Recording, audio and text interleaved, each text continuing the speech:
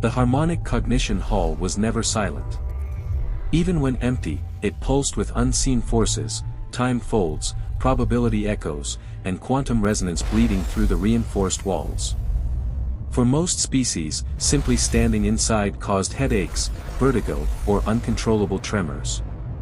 Instructor Keeler of the Virex Dominion stood at the center platform, his 6 multifaceted eyes sweeping across the assembled cadets.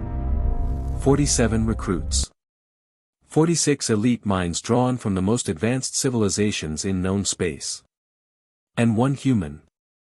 The evaluation you are about to attempt, Keeler announced, his translator flattening his razor-edged tones into neutral galactic standard, has a documented failure rate of 99.1%. A low murmur rippled through the chamber. In the last 4 centuries, he continued, only 9 candidates have reached completion. Most fail within the first cognitive phase. Several never recover. Behind him, the test apparatus loomed, a massive, floating polyhedral construct composed of shifting geometric layers. The Continuum Labyrinth. A trial designed not to test intelligence alone, but adaptability under collapsing reality models. Cadet Elias Rowan sat near the back, hands folded loosely in his lap. Brown hair, average build, standard human neural implant. Nothing remarkable. The Zalari beside him radiated faint electromagnetic static. 2 rows ahead, a crystalline Nethborn adjusted their perception lenses. These were prodigies, beings bred, engineered, or enhanced for extreme cognitive performance. Inside the labyrinth, Keeler said, logic is inconsistent. Time may accelerate, reverse, or fragment. Cause may follow effect. Memory may precede experience. A Talrex cadet raised a clawed limb. How long is the trial? 6 standard hours, Keeler replied. Subjectively, that depends on you. Several cadets stiffened. Some experience decades, he added. Some never reached the first exit. Keeler's gaze lingered on the human. Cadet Rowan. You show no signs of distress. Elias shrugged lightly. Hard to be nervous about something I haven't failed yet, sir.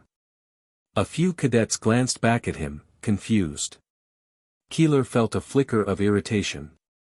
Humans were still an anomaly, new to the coalition, unrefined, underanalyzed. Very well, the instructor said. We begin. The first candidate stepped forward. The labyrinth awakened. The first cadet entered with confidence. Within minutes, that confidence unraveled. Sensors flared as neural stress indicators spiked. Inside the labyrinth, shifting corridors folded into impossible angles. Symbols rewrote themselves as soon as they were solved. The cadet's movements slowed, then became erratic. At the 20-minute mark, he collapsed. Extraction, Keeler ordered coldly. One by one, the galaxy's finest minds followed. A hyperlogical Varn intellect lasted 33 minutes before becoming trapped in a recursive paradox loop, endlessly attempting to resolve an equation with no solution. A synaptic mesh-enhanced Zorati reached the second phase, only to scream as conflicting timelines overrode her sensory input. Another cadet exited laughing uncontrollably, unable to distinguish memory from imagination. Failure. Failure. Failure. The observation deck grew quiet. Even seasoned officers watched with discomfort.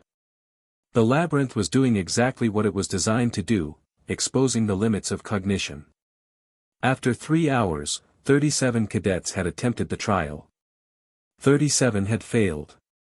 Keeler folded his upper limbs behind his back, concealing his unease.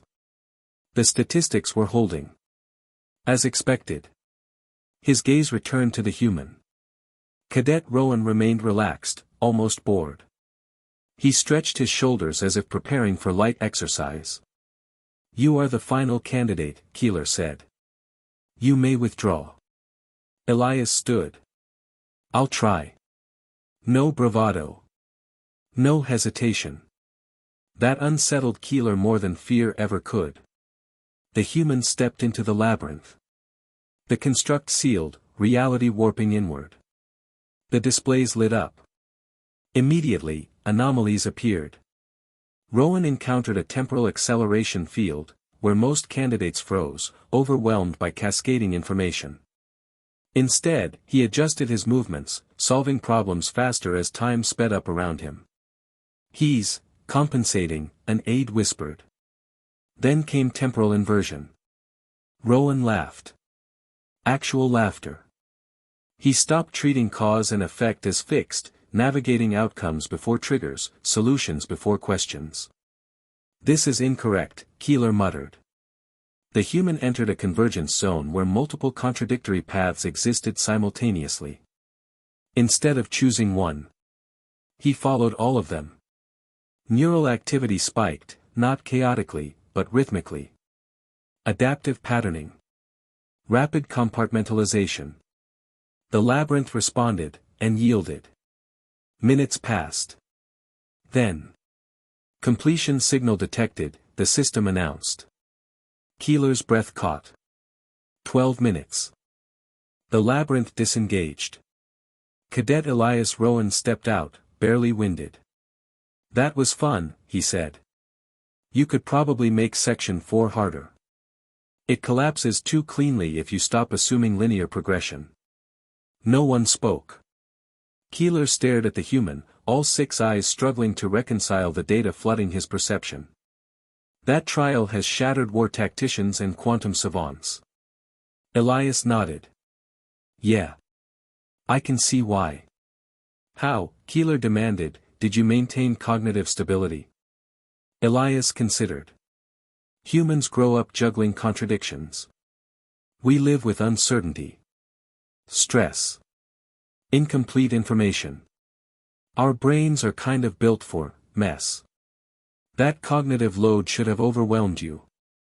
"It did," Elias said. "I just didn't sit with it."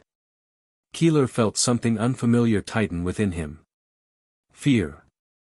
"You did not resist the distortions," he said slowly. "Nope. I worked with them." Silence pressed down on the chamber. "What was your specialization before enlistment?" Keeler asked. Elias shrugged. "Delivery logistics. Urban routing.